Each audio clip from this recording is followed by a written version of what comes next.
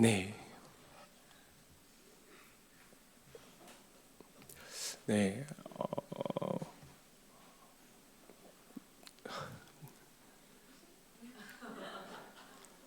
네, 제가 이 자리에 선 이래로 가장 많은 분이 앉아 계신 것 같네요. 우리 오늘 이 밤 뜨겁게 은혜 받는 저녁 되었으면 좋겠습니다. 우리 함께 좀 인사하며 함께 이렇게 나아갔으면 좋겠습니다. 은혜에 덮이는 밤 됩시다. 이렇게 인사하며 나아갈까요? 아멘. 네, 오늘 정말 주님의 충만한 은혜가 우리를 덮는 그런 시간이 되길 소망합니다. 우리 함께 말씀 보도록 하겠습니다. 함께 볼 말씀은 마태복음 18장입니다. 마태복음 18장 21절에서 35절까지 말씀입니다. 조금 길지만 우리 함께 보도록 하겠습니다. 마태복음 18장 21절에서 35절까지 말씀 제가 먼저 읽도록 하겠습니다. 우리 교독하겠습니다. 그때 베드로가 나와 이르되 주여 형제가 내게 죄를 범하면 몇 번이나 용서하여 주리이까 7번까지 하오리이까. 예수께서 이르시되 내게 이르노니 7번뿐 아니라 7번을 70번까지라도 할지니라.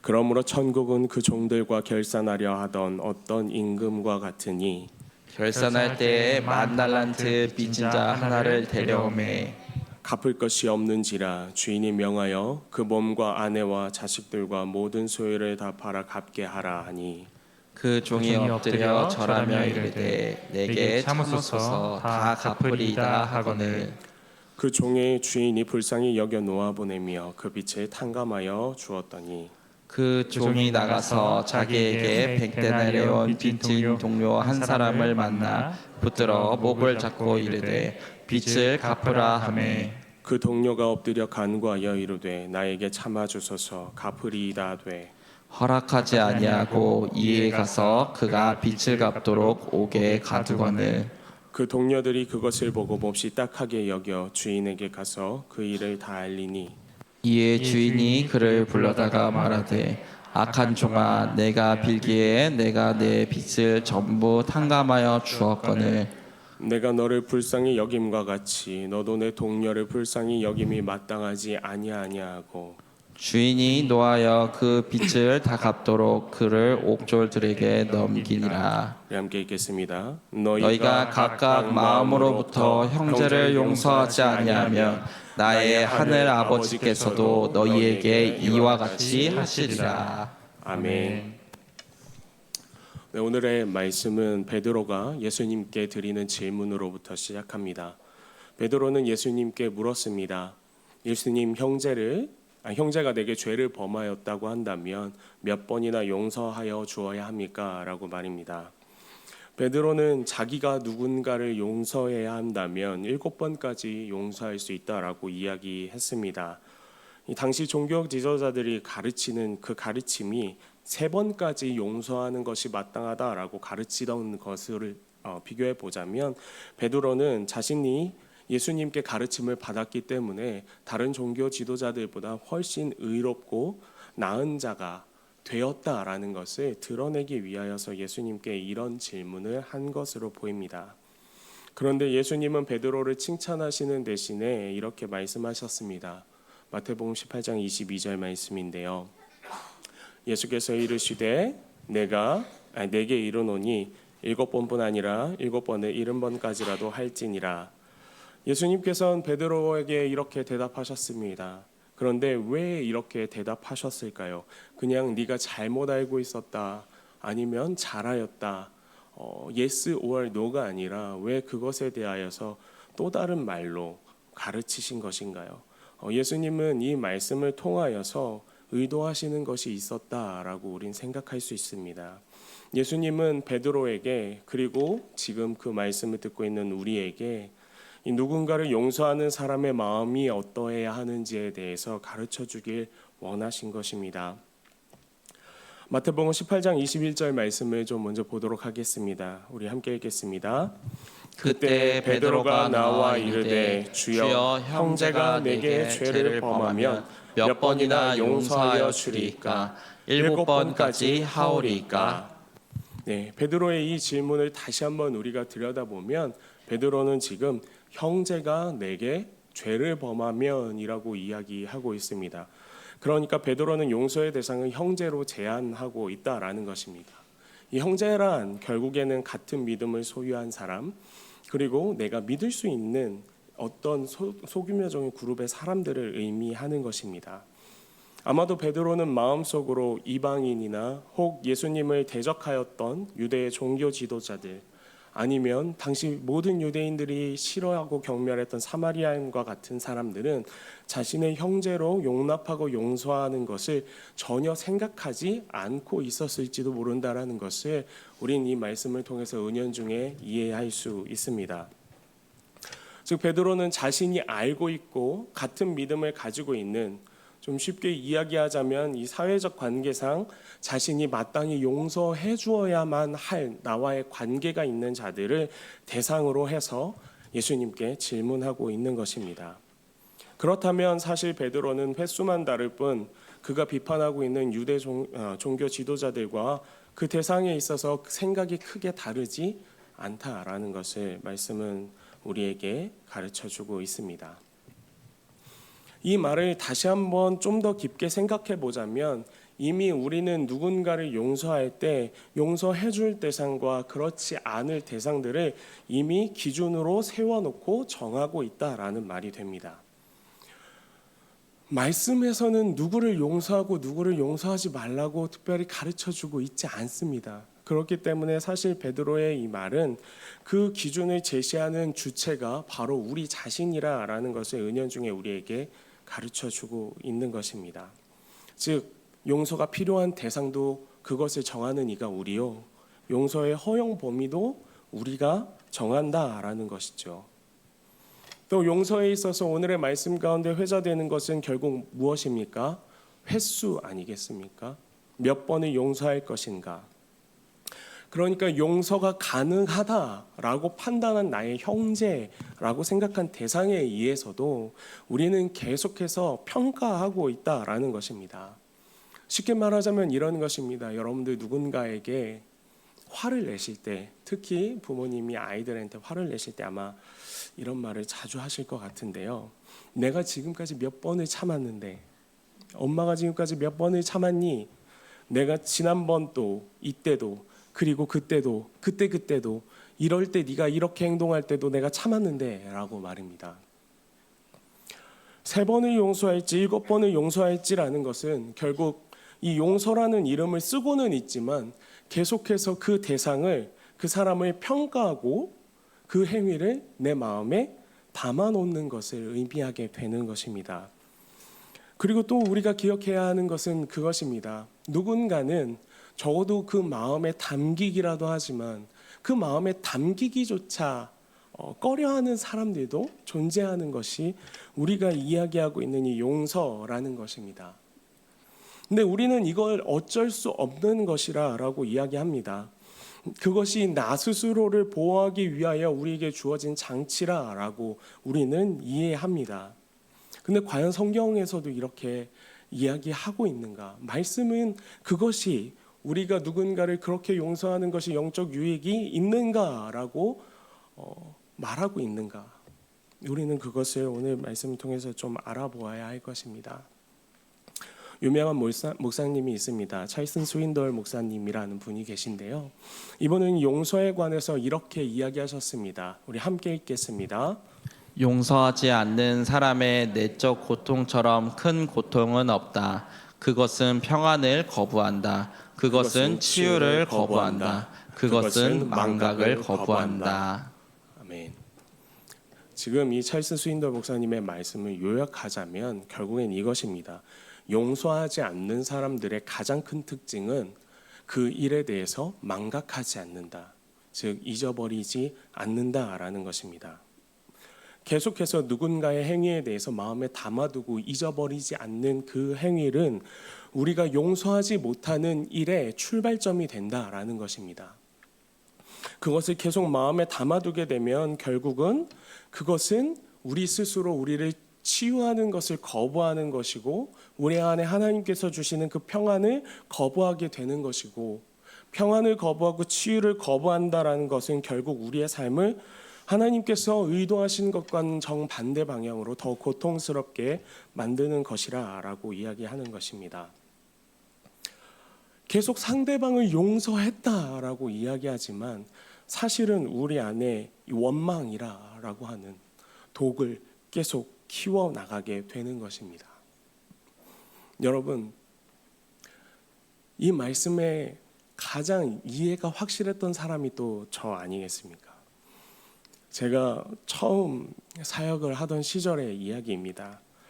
함께 대학교를 3년간 같이 다닌 형님이 있었습니다. 그 형님께서 저한테 사역을 같이 시작하자고 연락을 주었고 정말 얼떨결에 같이 사역을 시작하게 되었습니다. 근데 사역하는 그 모든 기간 동안 이상하게도 그 형님이 저에게 참 모질게 대하셨습니다. 제 모든 사역과 행동에 대해서 불만이 있고 그것이 옳지 않다라고 이야기했습니다.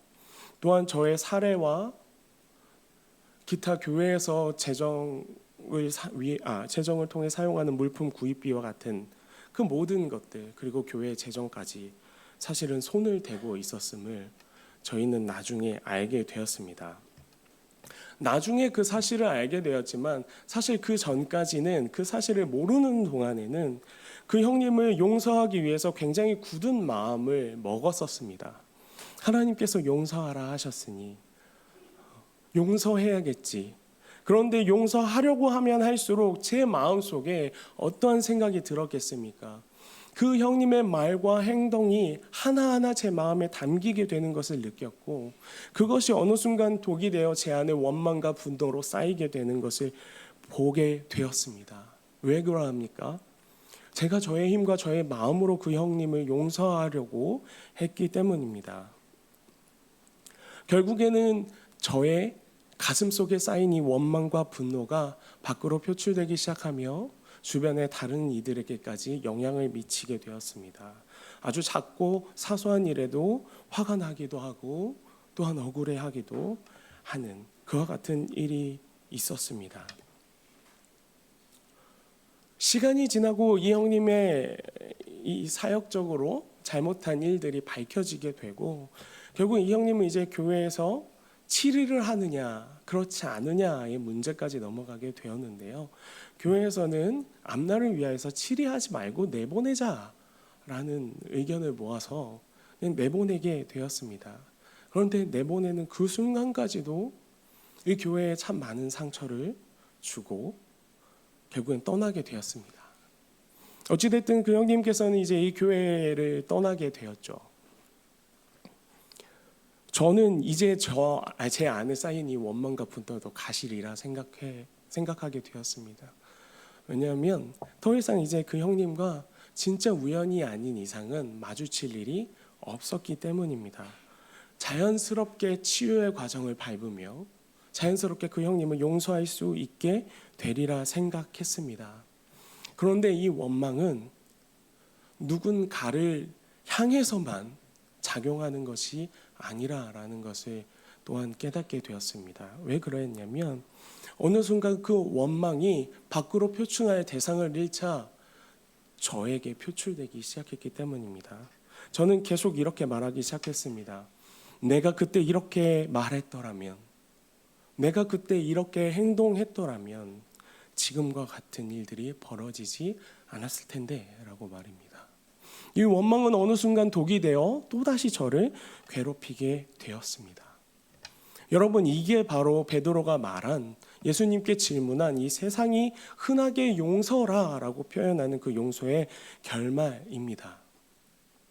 우리는 누군가를 용서하려고 하지만 그 행위조차 잊지 않습니다. 그 행위는 항상 마음에 담아두게 됩니다.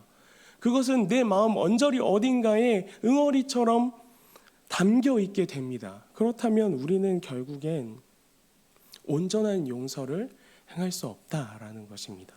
예수님은 이것을 용서라 말씀하시지 않습니다.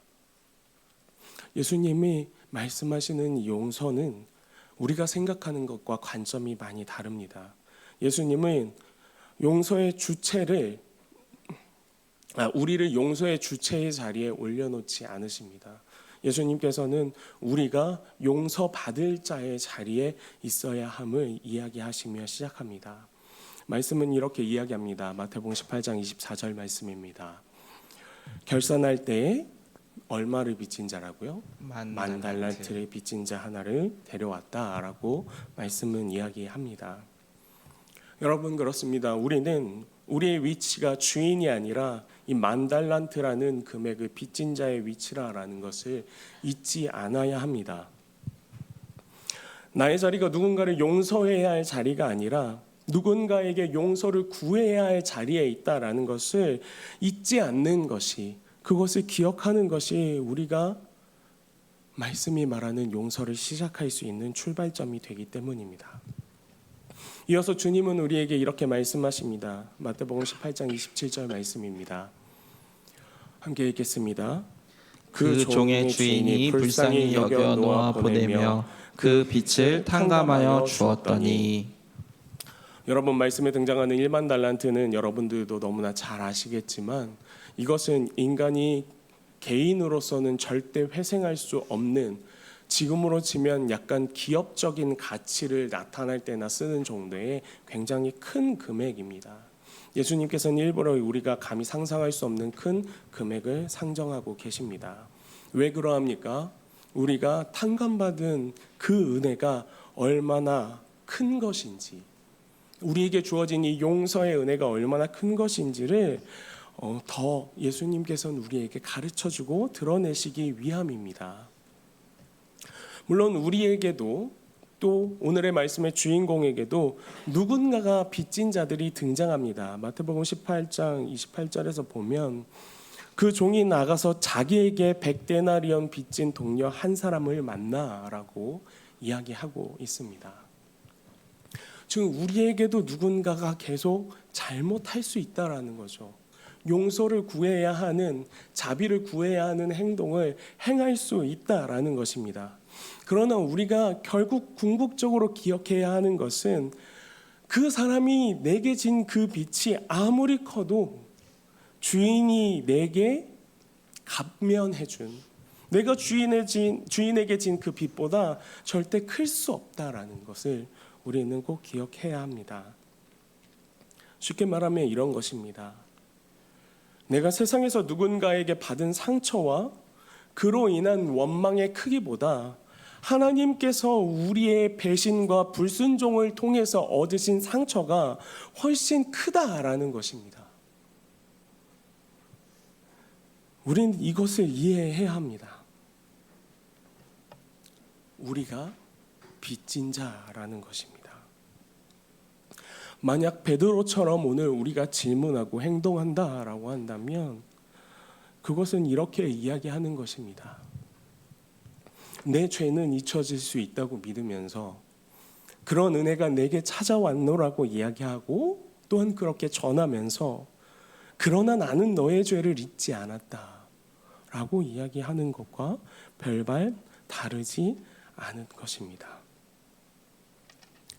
이러한 마음을 품고 있는 자가 결국 어떻게 되었는지 말씀은 이야기합니다. 이 빚을 탕감받은 그 놀라운 은혜를 경험했던 자는 그에게 빚진 자에 대해서만 생각하고 내가 그에게 행해야 하는 정의에 대해서만 생각하고 내가 받은 은혜를 충만하게 누리지 못한 결과 그가 원래 처해야 했던 그 모습 그대로 돌아가게 됩니다. 바로 감옥에 들어가는 것입니다.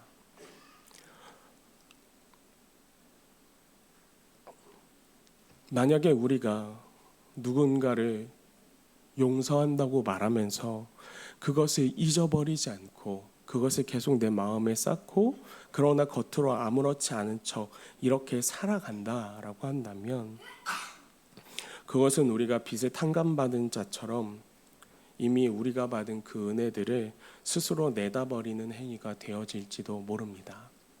우리는 가슴 속에 이 원망이 쌓여 독이 되어 우리를 쓰러뜨리기 전에 어서 그 독을, 그 원망을 풀어내어야 합니다. 예수님께서는 이렇게 말씀하셨습니다. 마태복음 5장 43절 44절 말씀입니다. 함께 읽겠습니다. 또 내 이웃을 사랑하고 내 원수를 미워하라 하였다는 것을 너희가 들었으나 나는 너희에게 이르노니 너희 원수를 사랑하며 너희를 박해하는 자를 위하여 기도하라. 아멘. 여러분, 나를 용서하신 그 하나님의 은혜보다 누군가를 향한 원망이 훨씬 큰 것 같다고 여겨지시는 분들이 있다면, 그리고 하나님의 그 은혜를 내가 분명 깨달았지만 아직 이 원망을 어떻게 흘려보내야 할지 잘 모르겠다라고 생각하시는 분들이 있다면, 오늘 예수님의 이 말씀을 따라서 행해보는 여러분들이 되시길 원합니다. 저는 사실 이 말씀을 볼 때마다 아까 제가 말씀드렸던 그 형님이 계속 떠오릅니다. 여러분, 제가 모든 상황 가운데서 다 이미 이것을 이루었다라고 말씀드리는 것 아닙니다. 절대 그것이 쉬웠다라고도 이야기하고 싶지 않습니다. 이 형님으로 인하여서 저는 정말 몇 년간 사람 얼굴을 쳐다보는 것조차 신물이 날 정도로 대인 기피와 비슷한 경험들을 행해야 했었습니다.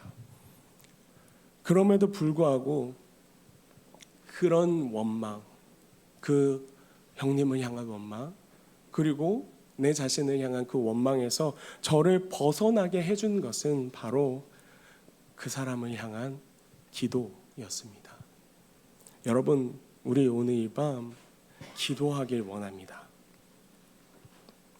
하나님 앞에서 내가 별바를 바 없는 죄인, 그 형님과 내가 별발 다를 바 없는 죄인이라는 것을 진실로 깨닫게 될 때에 내가 하나님께 받은 그 구원의 은혜를 확신하는 만큼 그에게도 이 은혜가 임하지 않으면 안 된다라는 것을 내가 확신하게 될 때에 하나님께서 주시는 그 은혜가 내 원망을 완전히 덮어버리고도 남을 정도로 충분히 크시다라는 것을 알게 될 때에 처음엔 억지로 하던 저의 기도가 어느 순간 진심으로 변하는 것을 저는 느끼게 되었습니다. 처음으로 그 형님을 위하여 눈물을 흘려 기도할 수 있었습니다. 여러분, 이것은 제가 용서하는 것과 다릅니다. 제가 기도하였기 때문에, 제가 용서하겠습니다라고 말했기 때문에 그것이 이루어졌다라는 것을 이야기하는 것이 아닙니다. 나 스스로도 자격 없는 은혜를 누렸다라는 것을 아는 것입니다. 그리고 그 은혜가 나를 어떻게 덮어왔는지를 알게 되는 것입니다.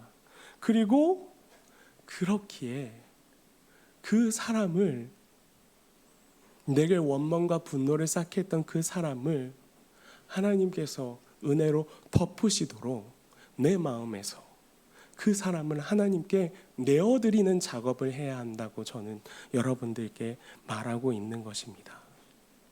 저는 10년이 지난 지금도 그 형님을 위해서 기도하고 있습니다.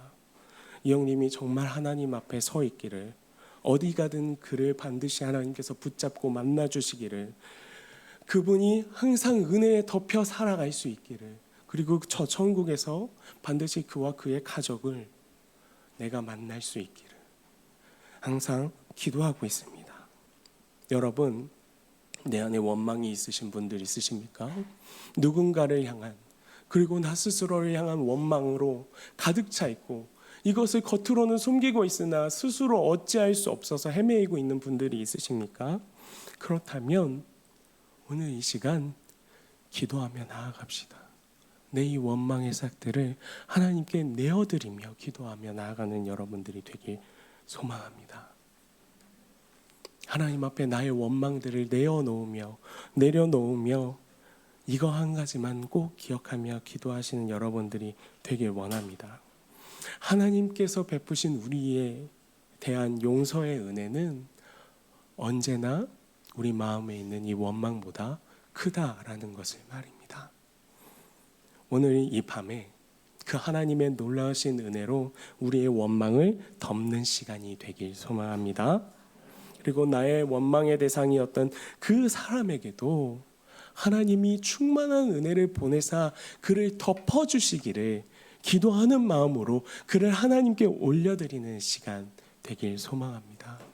오늘 이 시간 하나님의 그 은혜로 우리가 참된 용서의 묘미를 알아가는 그런 시간들이 되길 소망합니다.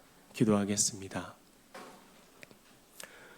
살아계신 아버지 하나님, 우리는 누군가를 용서해야 할 때에 항상 우리의 마음을 기준으로 정하고 생각하고 말하고 행동합니다. 그러나 말씀은 우리가 기준이 되었을 때에 우리가 있어야 하는 자리에 대해 분명하게 이야기합니다. 우리가 있어야 할 자리는 누군가의 빚을 탕감하여야 하는 자리가 아니라 우리 스스로가 감히 탕감받을 수 없는 죄의 자리에 있다라는 것을 깨닫는 것입니다. 아버지 하나님, 그럼에도 불구하고 우리를 용서하여 주셨던, 그 빚을 탕감하여 주셨던 그 아름다운 은혜에 오늘 이 밤 잠기게 하여 주시옵소서. 더 이상 나를 기준으로 내 마음속에 계속 원망들을 쌓아두며 그것이 독이 되어 나를 무너뜨리게 하는 것이 아니라 아버지 하나님께 그 놀라운 은혜로 내 원망을 덮어주시길 기도하고, 또한 내게 원망을 던져대었던, 쌓게 만들었던 그 누군가도 아버지 하나님의 은혜 안에 덮일 수 있기를 기도할 수 있는 우리가 되게 하여 주시옵소서. 그래야 이 기도 가운데 아버지 하나님의 그 충만한 은혜가 정말 우리를 덮어버리는, 회복하여 버리는 그 은혜를 경험하게 하여 주시옵소서. 하나님께 이 모든 것 간절히 의지하오며 살아계신 우리 주 예수 그리스도의 이름으로 기도드립니다.